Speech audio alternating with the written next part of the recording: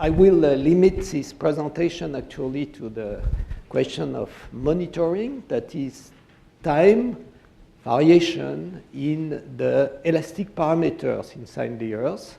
So what I'm discussing is how the parameter, the elastic parameter, are changing due to the internal dynamics of the Earth. The motivation are numerous and old in a way. And recently there was a series of experiments in the laboratory, and just to make it short, it's just some form of laboratory earthquake where stick slip events are produced in shear apparatus here. But the point I just want to mention is the fact that in that case you can measure, in the laboratory you can measure the stress, for example, the evolution of the stress in the system, but you can also measure the seismic velocity. And what appears in a case like this one, where you have a fast stick slip event, something like a laboratory regular earthquake, and what you can observe during this event is the fact that there is a stress release during the event. But in the same time, if you measure the velocity of the waves in the medium, you see that there is a change of velocity. And the change of velocity that is given in red is very clear. And it seems to be characterized by a clear drop followed by a form of relaxation. And this is what I would like to see in the real Earth. And then there is something very important in the laboratory that we would like to observe, of course, in the Earth, is that before the stick slip event itself, there is a precursory velocity change that has been observed both for rapid variation like this one and for slower. This one's brighter. Okay. And for, so I get confused, and also for slower slip events. And when we look at what we observe typically in the Earth, average measurement, very average measurement in a way, we do that with a real earthquake, that is Parkfield earthquake here. We observe some change of velocity here that are related to poor measurement, noise, external effect, and everything. But at the time of the earthquake, there is a velocity drop. And then there is a slow release. So this is what we observed for several years. And this is what I am willing to discuss with you, because the goal would be to measure this change at depth and with a sufficient precision to be able to detect the type of, for example, precursory change before the earthquake. So the problem in the Earth, there are several problems in the Earth. One of the problems is the fact that we do not know the stress and the strain at depth. And this is just to show you an example of daily displacement measurement by a GPS station during, here you see 2 years. And you see this very strong fluctuation. And the average daily displacement is given by this dashed line here. You see 0 is here. So the average value is here. So you see that the variance is tens of times larger than what we would like to measure to see this deformation effect on short time scale. So really in the description of the dynamics of the crust, we need other type of observation than the geodetic observation of the deformation at the surface of the Earth. So now why we try to observe the change in velocity? Of course, this interest was also driven by laboratory experiment, in which it has been observed for some time that when you provoke some dynamic stress in a sample, and you measure the elastic moduli, you observe that in response to the dynamic stress, there is a drop of the elastic modulus. When you stop, there is a relaxation. And you see that the form of logarithmic relaxation is observed. So it's a very generic observation. That is not trivial, not not intuitive, but if you take a piece of very strong material, like a piece of granite, and you just touch it strongly, you can measure that the velocity drop, and then release after some time. So this type of effects are really seen in the laboratory, and we would like to do that in the Earth. Of course, in the Earth, we need to study on relatively long period because it's difficult to forecast the earthquake. So we need to have a technique that allows to make this measurement with relatively good time resolution, but at least for very long period. And so it's very difficult to do that with active method, to have sources and receiver. And so one way to do that is to try to use some passive techniques. So passive techniques are based onto the continuous record of the permanent oscillation at the surface of the Earth. And from this, we try to construct virtual seismograms between two sensors by using the correlation property of the field at 2 points. And this is something that is working quite well.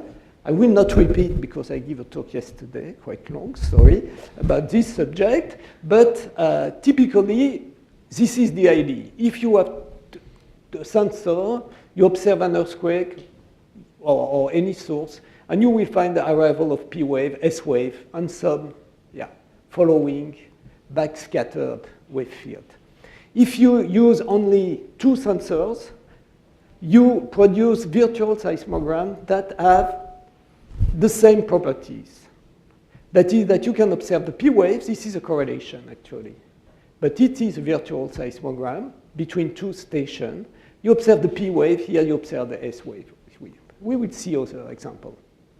OK, so with this, you can do some form of modeling, of some form of imaging of the main property of the Earth. So basically, the idea is simply that we consider a first state of the medium, and we observe in A and B. We have this measurement of the noise for a quite long period, let's say 1 week. And the average correlation is giving you a virtual seismogram. Actually, it's correlation, so you have positive and negative time of correlation, and you get something like that. That is the virtual seismogram between A and B, deduced from the noise at this date here. OK, something happened in the medium. There is some change, maybe damage. And you repeat exactly the same operation. The noise is still the same. So you will construct something that is very similar. And this is this red correlation here.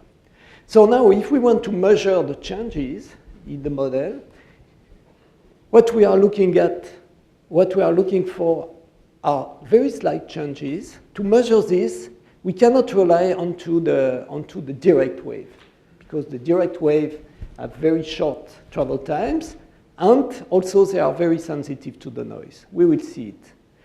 But we rely onto the last part of the seismogram, that is waves that sample the medium for a long time, and so accumulate the delay. And for this late part, you can measure the delay between these two signals here. And actually, this is an example of these coda waves that we see after the earthquake. And this is an example where we apply the principle I just said before. We took windows of these coda waves, that is far after the ballistic wave. So this is in the diffuse regime. And just by cross-correlation and averaging over a certain number of earthquakes, we are able to retrieve the cross-correlations. So we have 3 component record. So we can build this series of 9 cross-correlation between the different components at the 2 stations. And we observe all the symmetries of the theoretical green tensor. So we can retrieve typically the surface wave easily with this type of correlation. So an example here of something like that done with the noise now, we observe this component, this nice component of noise correlation. So you have the correlation time here. You have the distance between the sensor for an array here. For the different cross terms of correlation, that is the radial to radial component, the radial to transverse, and so on. And you observe here very clear Rayleigh waves that propagate in the causal direction and acausal direction. You observe also the log waves. And so this is the basic of the imaging with these techniques. Now let's go to this problem of monitoring. And it is an important issue because we are looking at very teeny effects, and I would like to convince you that we can do it. And this is the image you already seen, and this is an example of this cross-correlation. So this is cross-correlation that has been computed during, you see, 6 years. We have the correlation time here. You see the cross-correlation are plotted, an example of it here. I think the average one is plotted in black. So we observe the direct waves here between the two sensors, the direct surface wave, and we observe a series of wiggles here that consist into the coda of the correlation. And the big issue is to understand if this coda of the correlation is really similar to the coda of the green function, that is the coda of the earthquake or any type of sources in the medium. And as you see, it's signals that are small, of course, and because we are interested in time-dependent property, the important issue here is that you can observe that during the arrival of the direct waves, that is in the first part of this signal here, you can see that there is some changes, very clear changes, for example, in the amplitude of the signal. Actually, you can see that it's a seasonal effect, meaning that, of course, in summer and winter, the sources of noise are changing because the meteorology is changing and the meteorology is actually controlling this noise in this frequency band. But interestingly, if you look at the late part, you see that this type of arrival here is extremely stable. So again, it's not completely intuitive, but this small arrival here, this late arrival that correspond to complex paths inside the Earth, diffraction at the surface, diffraction somewhere at depth, come back. This arrival here, in time, are much more stable than the direct wave. Michel, quick question. The fact that it's not symmetric, you want to just comment on the partition? This means that the sources of noise are not evenly distributed in azimuth. And so for a particular couple of stations, there is a systematic flow of energy coming from one station to the other with respect to the reciprocal. Again, this is very important, and this explains why there is this strong sensitivity here with the seasonality. So this is the point. And it induces some bias in the travel time that you can measure with the direct wave. So this is not good for my purpose here. So I'm really trying to be focused onto this late part because it's where I can actually measure very small variation. And also you already see from the data that this is the part that is the most stable with respect to the change and the changes in the noise in particularity. Can I ask a question? Yeah. You don't know the noise distribution. You know more or less. You do know it? You know because you can deduce from the seismic record, if you have an array, you can deduce where are the sources of noise. That's a separate measurement, or that's also in this? Using the... Is that a separate measurement? It's a separate measurement.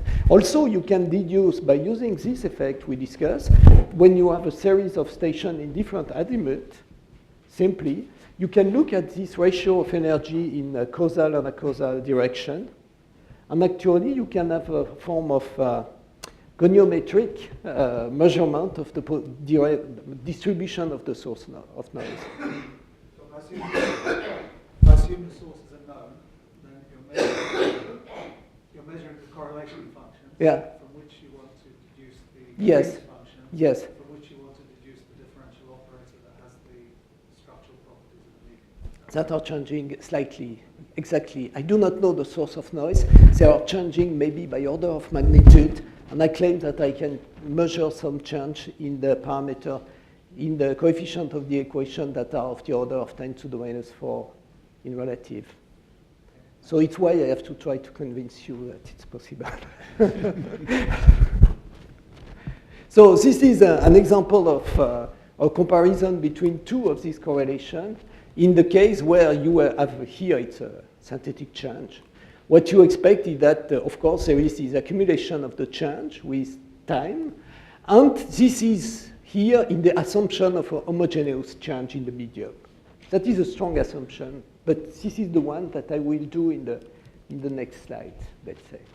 So in that case, if you measure the delay between these two curves, you expect that if there is a change in the medium, there is a linear increase of the delay with lapse time in the signal.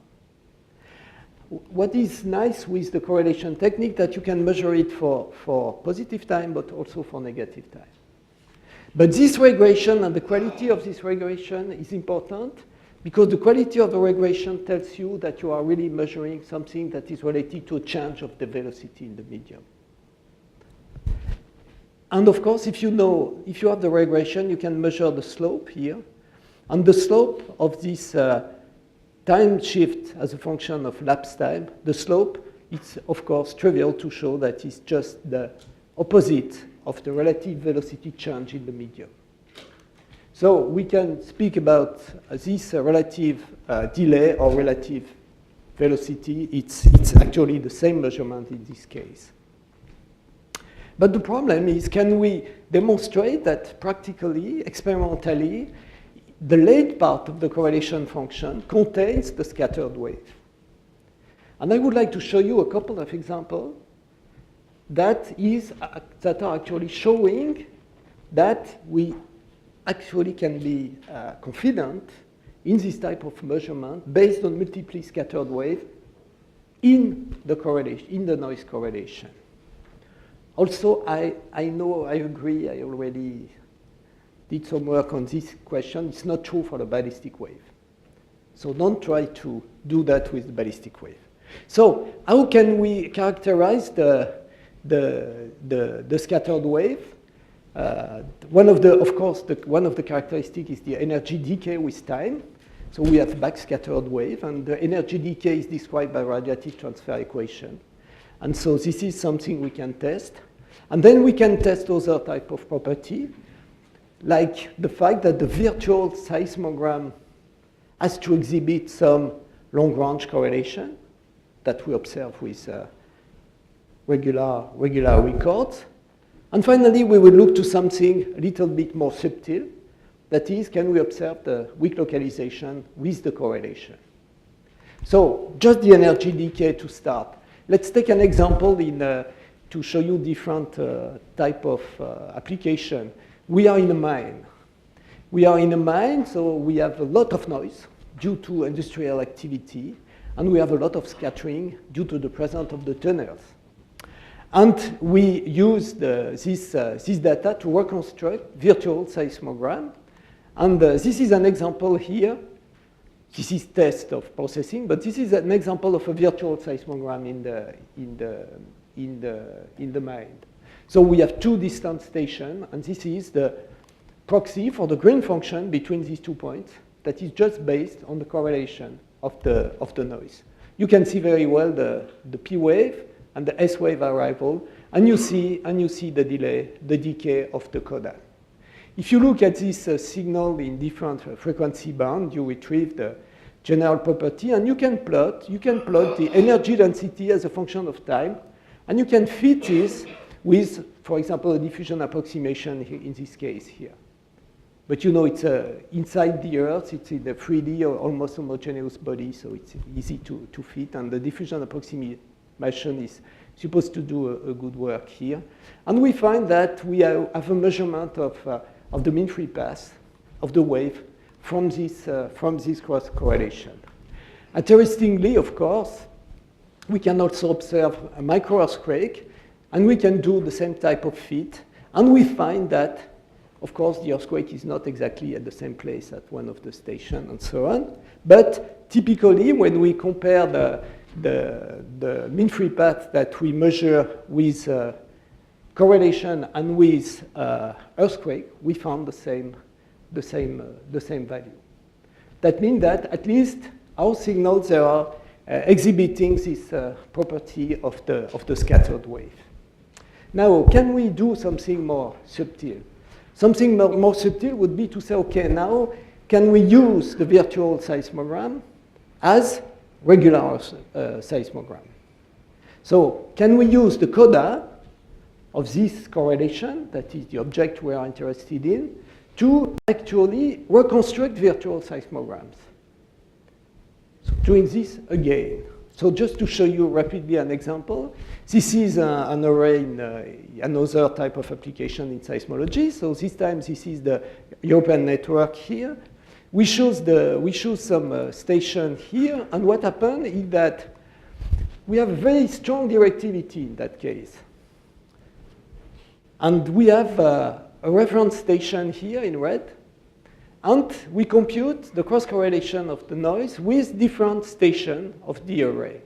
And for the stations that are in white, we observe this type of cross-correlation with a clear, strong arrival corresponding to negative time, and almost nothing for positive time. On the other hand, if we took stations that are on the other side, we see the flux in the other direction, and so we have a very strong and clear arrival, but for positive time. So you see very well here the effect we were mentioning. And of course, we have this clear asymmetry of the things. So now, what can we do with this C3 method?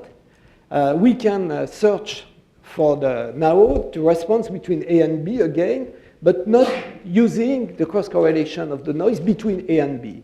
We use the cross-correlation between the station A and B and another station C.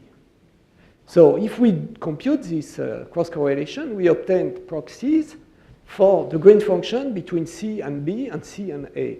That means that C now is a virtual source.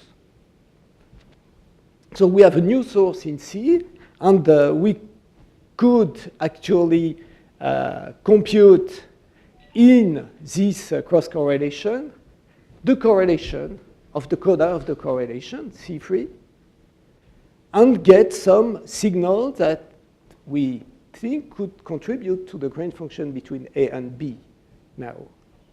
And of course, if we average this by considering all virtual sources that are actually all the stations of the network, we have now a distribution of sources that are completely around the A and B, and we expect to have overcome this difficulty of the asymmetry by playing with the signal like that. And this is what we obtain. This is the cross-correlation between the two stations and the noise. This is the orange curve that we have seen before. And now the black curve is the correlation of the coda of the correlation. And now we obtain a signal that is almost symmetric because of the distribution of the network. What is important to notice here is that with this technique, we can select the scattered wave, what we cannot do with the noise. So it's why it works quite well. But for us, the conclusion is that it's clear that the correlation, the coda of the correlation of the noise contains scattered waves that can be used directly to reconstruct the Green function again. So it's not just random noise or things like that. So we can even take another step to see what is really in these signals. And we look at weak localization. Weak localization, that is an effect of self-interference that is a characteristic of multiply scattered wave. And that has been observed extensively in optics, for example. So in our case, what is the meaning of that? We have two stations. Let's say this station is playing the part of the source. So we have a source and a receiver, and we have a contribution of numerous paths, complex paths like this one. And of course, usually we are discussing about the energy density of this signal. So we are working with equation like RTE or diffusion equation, and we do not consider the phase of each of the paths. We consider that overall there is a loss of the phase effect due to the random distribution of the scatterer. But of course, the waves are just following the wave equation on the microscopic level. So if we go back to the field, so we forget about the energy density and we think about the field itself has the reciprocity characteristics. That means that, for example, this path here, if it exists, that means that this one exists too, because of the reciprocity. So in general, is that important or not? Actually, no. We know that it's not important. We used to neglect it because the total path has to take into account the path between the source and the first scatterer and the path between the receiver and the last scatterer.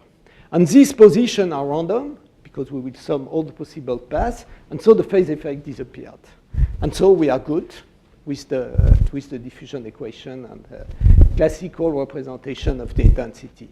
Except in a case, because if the receiver and the station and the source are exactly at the same point, you see that the two reciprocal paths are exactly identical.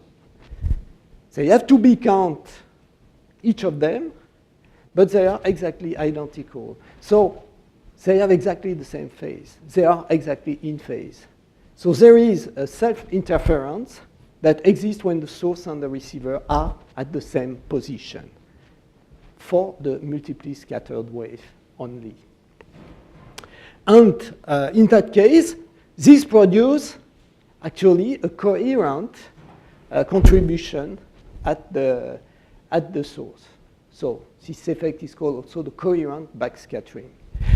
And it is producing this type of peaks. So we try to reproduce this experiment with the cross-correlation. So we went to a place with quite strong scattering.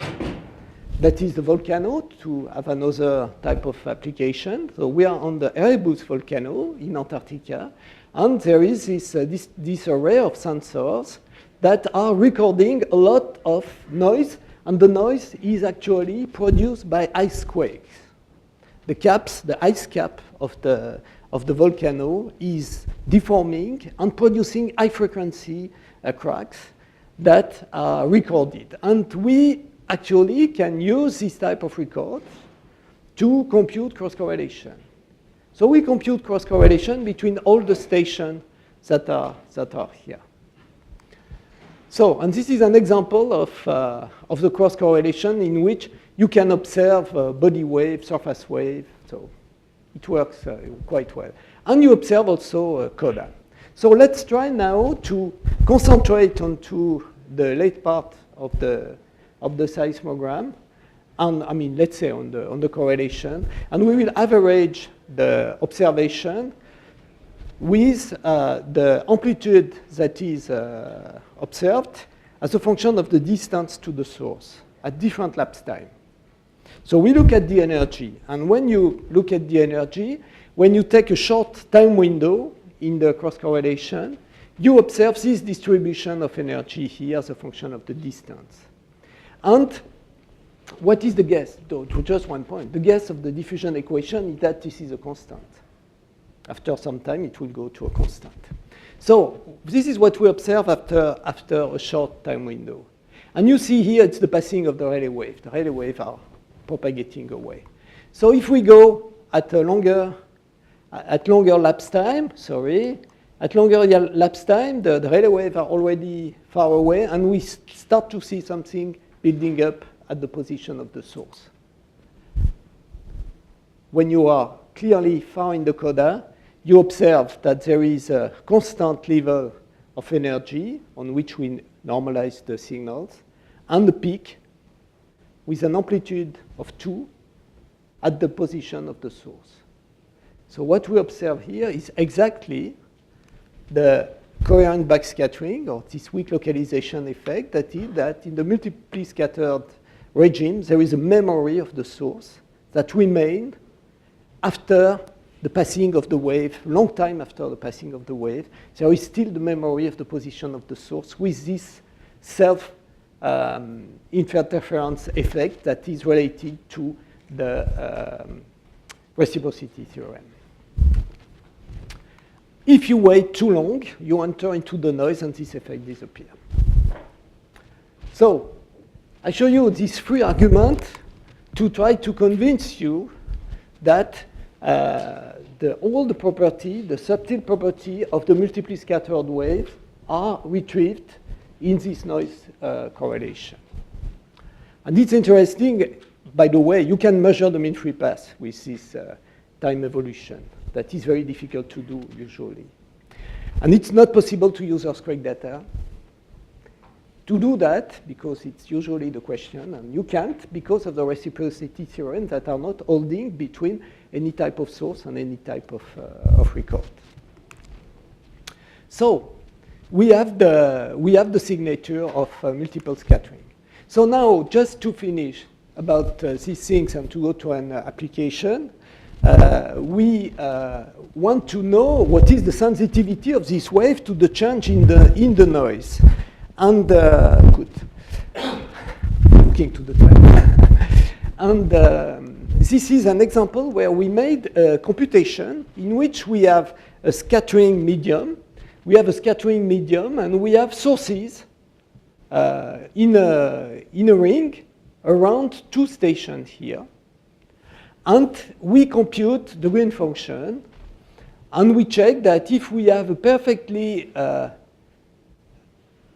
even distribution of source in this ring, we reconstruct the Green function. So it's okay. This is what we expect. But if now we change this distribution and we completely change the source intensity, and we create a new situation where the sources are completely different.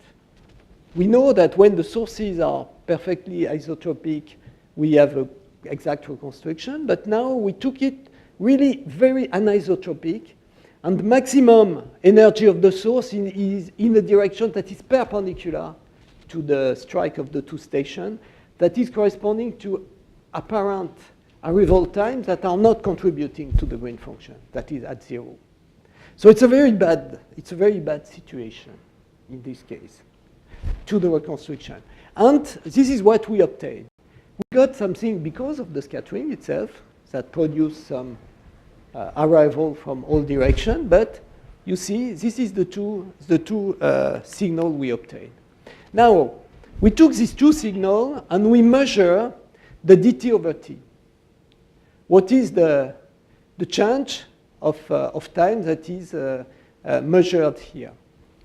And what we observe is that for the beginning of the signal here, that is for the part with the ballistic wave, we have a relative delay that is relatively large, and that is something that is we can explain with the theoretical prediction for the homogeneous medium. But what is very interesting is that after a few time steps here, we discover that the relative delay is almost 0.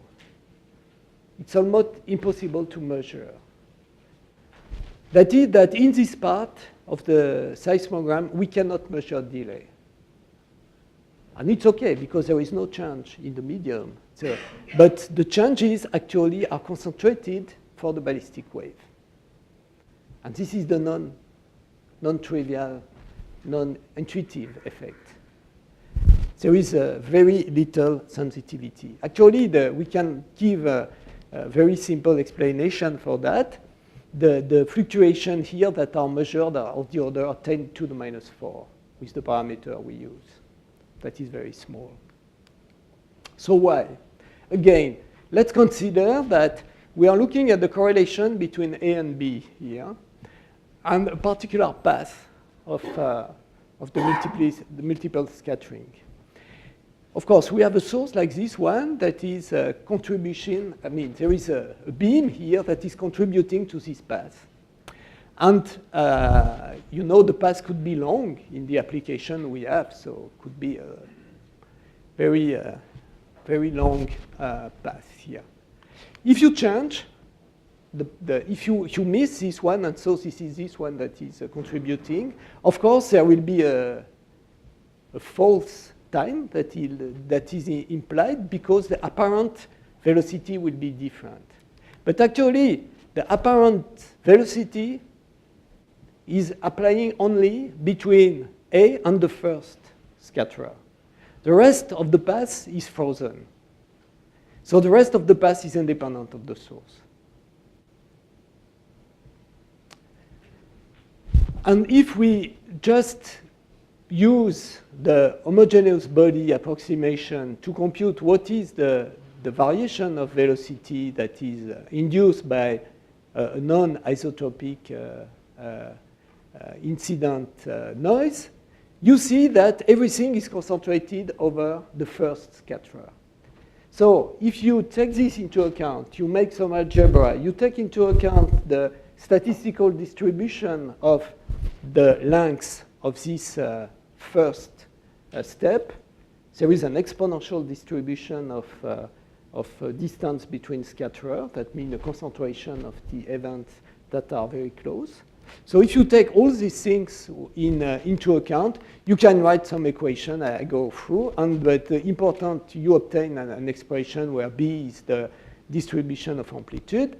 What is important is when we make a simulation that corresponds to this simulation here, we found that the fractional error that we expect is the order of 10 to the minus 4 for the late part of the seismogram. So it's quite, I mean, the numerical simulation is well explained. And if we do these things and try to do it for Japan, we observe that the values is of the order of 10 to the minus 4. Of course, it's not by chance. It's because we scale the numerical experiment to the actual value. So 10 to the minus 4, it starts to be interesting because it's very teeny. So is it true? We can check if it's true by actually by doing an experiment. We take all the stations of Japan. We compute all possible cross-correlation. And with all possible cross-correlation, we compute, as a function of the date, the change of the velocity. And this is plotted here. What you can see is the color is giving you the change of velocity in percent. That is that this color that you have here is of the order of 10 to the minus 4. And you have the date that is given here, and it's the date with respect to the day of the big Tohoku, of the large Tohoku earthquake here. And what you can see is that the time is passing, and the velocity change we observe are always less than 10 to the minus 4. That is the order of 0.01. But we are now approaching, and then there is the Tohoku earthquake, and you see that the Tohoku earthquake changed the velocity by at more than 1 order of magnitude effect larger than the fluctuation that we have in absence of the big earthquake. And you see that after the earthquake, the velocity is still changing, so there is a lot of information to learn about these things. But at least there is some total coherence between the simulation and the theoretical guess and the observation. And this really shows that there is a very good precision of this measurement in spite of all the wrong aspect that we discussed about the story of we ignore the source of the noise and everything. But you see, it's extremely, extremely stable. So now the question is, where did this change occur? And to make the story short, one of the issues is maybe everything is completely controlled by what happened very close to the surface, where you have unconsolidated material. At the time of the big earthquake, everything is shaped very strongly, and we have a change of the velocity due to this effect. And then it's known in earthquake engineering for a long time, and then after that there is a relaxation. So is the story as simple as that? Of course, I'm claiming no, so I would like again to discuss this point with you. So we did some to try to infer what is the depth of the change. We did some numerical simulation again, and it's a work by Anno Berman and others. Okay, the reference disappeared, but okay. So what we did is that we have a medium here, and we have a source and receiver. We look at coda waves. This is an example of a seismogram, and we introduce a change in a layer here. So we change the velocity in this layer by a part that could be 1%. And we compute the new seismogram that is plotted here. And we try to evaluate the apparent delay rate due to this change.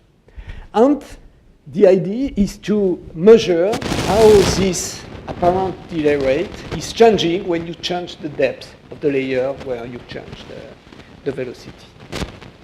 And what is plotted here is the apparent delay as a function of the depth measured in wavelengths here.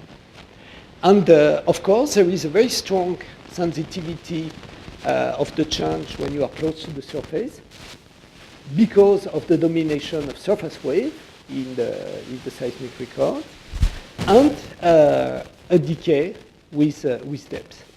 And it's a very difficult problem to take into account all this coupling, as Martin knows.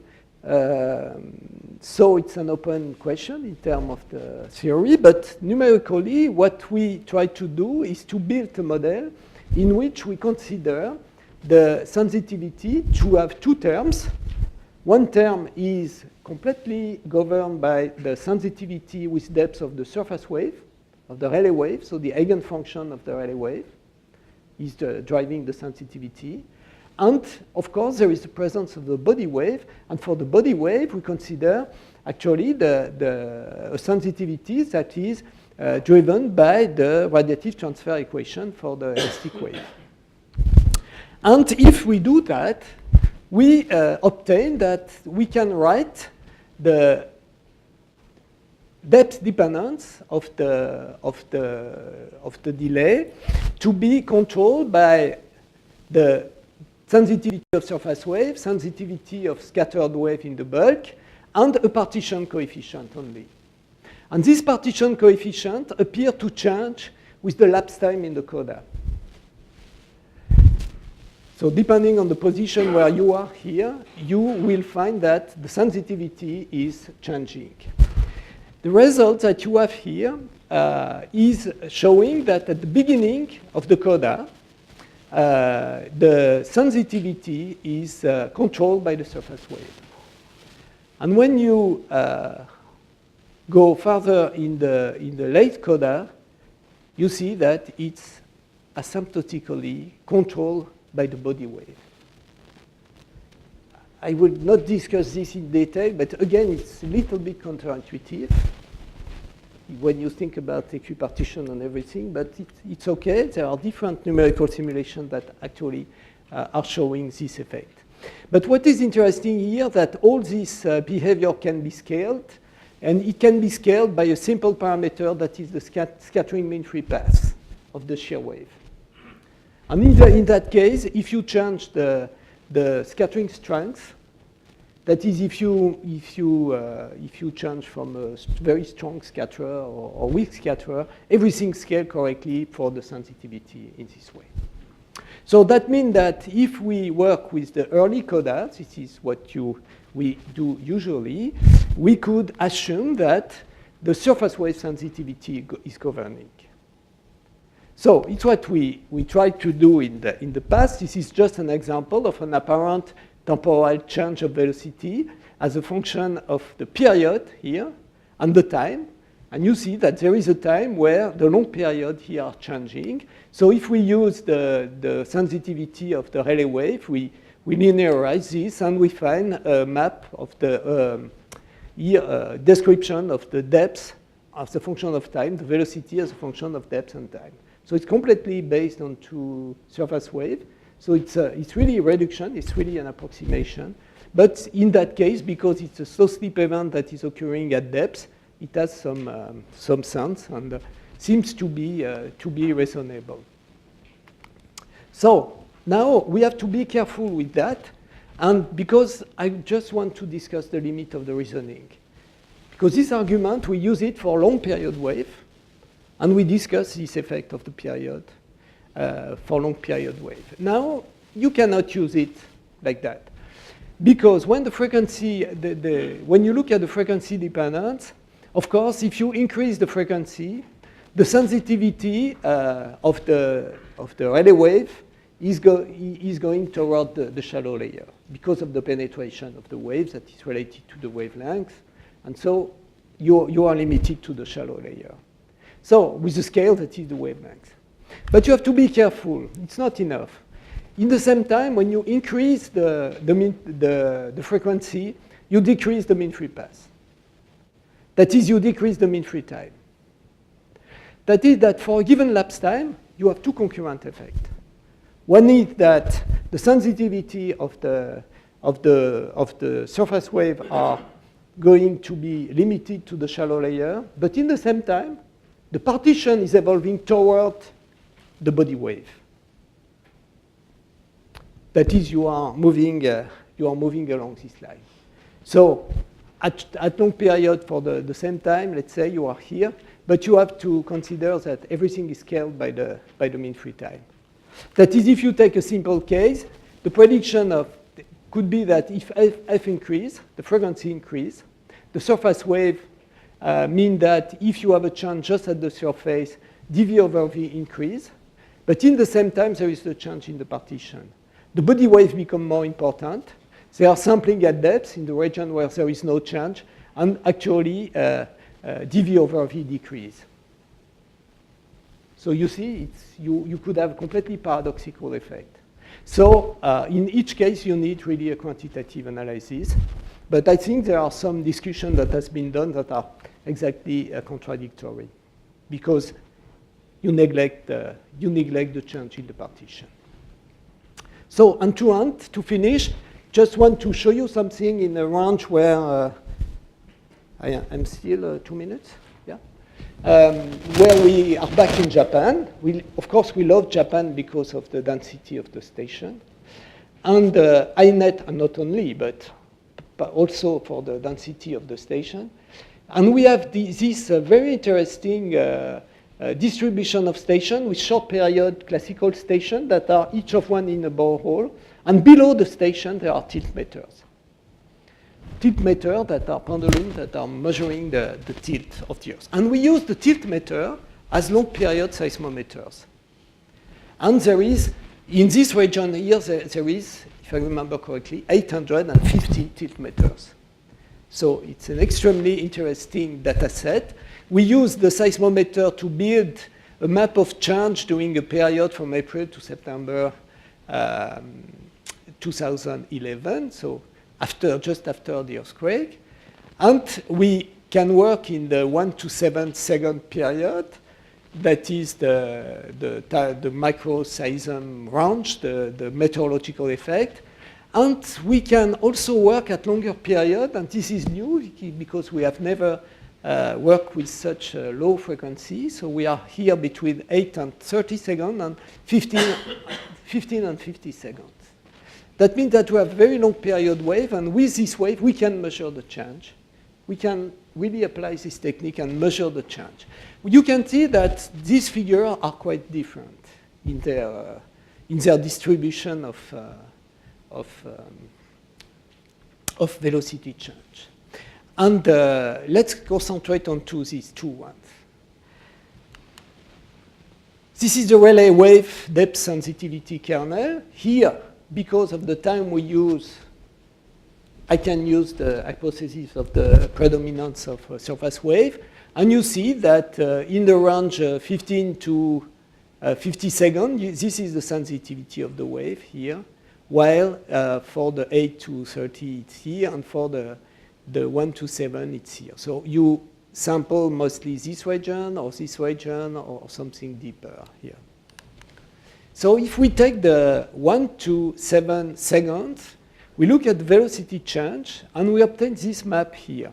And just to remind a little bit of the geography of Japan, let's look in the Sendai region here and look at this cape here. And the big earthquake occur somewhere in the east of this region. And this is what we observe with the DV over V. And this is the intensity of co-seismic strong motion.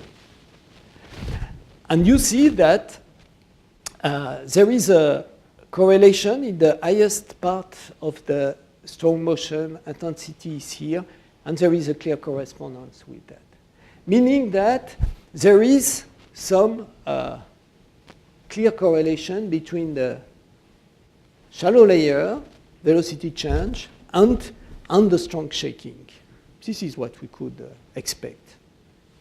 So I would say it's not so interesting, but if we go to the larger period, we see that the distribution of the change is different. You see, this was something south of this cape, and now it's something that is north of this cape.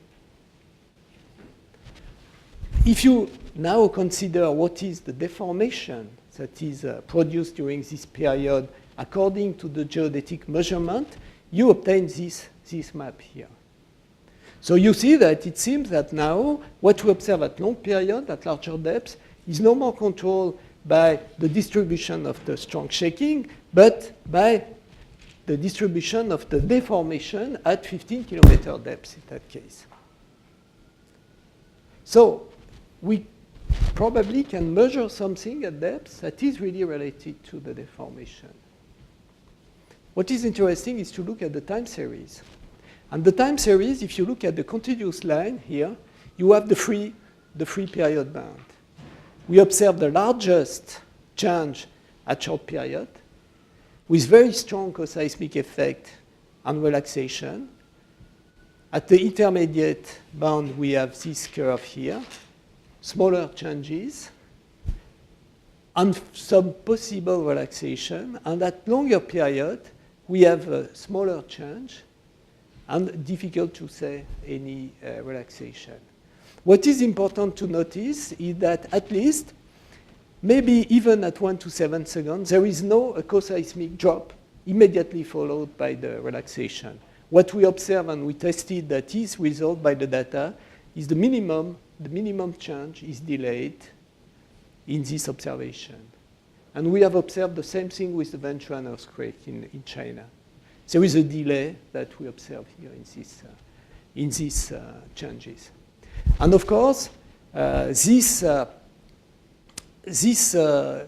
time history are containing some information about the crust, some interesting information about the crust, but we cannot be definitive because if we invert by taking into account this sensitivity kernel, and we use our data, and we invert what is the depth dependence of the change. So this is what could be the depth dependence of the change from the shallow layer with a very strong response due to the co-seismic effect and the relaxation. At depth, almost no effect on the co-seismic, but a delayed change of velocity. How to interpret this? And this is an open question. According to the geodetic data, there is a deformation rate that is corresponding to the relaxation, maybe post-seismic slip or viscoelastic response of the crust and mantle. That is let's say no. Now, what is the response function, dv over v, for an impulse in deformation rate? This is a curve that is supposed to be one of these curves with a given amplitude and a given characteristic time. What is interesting is that if you convolve these two things, you obtain this type of curve that could be very close to a peak at the co-seismic and finished, or could show a delay in the minimum. So actually, we can fit these things with a parameter that are consistent with the deformation and with some hypothesis that you have to put in your parameters. And you could put the parameter in the relaxation time and amplitude of the non-elastic response. You get this type of curve. But, of course, it could also be an effect of the deformation. So there is a question of rheology that is still present. But anyway, I was willing to show you that we could have new measurement, and this new measurement probably will allow to open a new window on the crustal and material property at depth. And I think it's one of the things we are missing. Thank you very much.